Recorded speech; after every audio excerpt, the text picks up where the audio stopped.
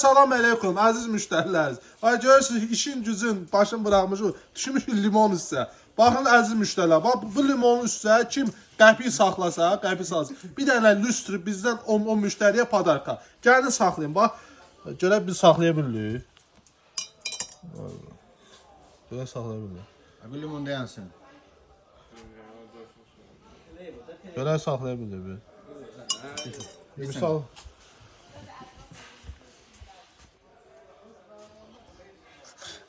Direkt bu tərəfə sən canım. O özünü saxlaya bilmir. Baxın əziz müştərilərimiz, saxla görək saxlaya Onu Allah bilirik. saxlayır, bu özünü saxlaya bilmir. Ya Allah.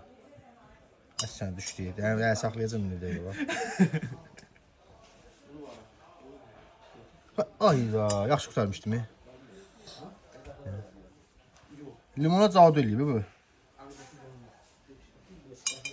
Baxın müştərilər, kim limon üstə gəlin, qəpik saxlayan müştəriyə bir dənə bizdən lüstr padarka. Yəni sözümüz söz, kəlməmiz gəlmə.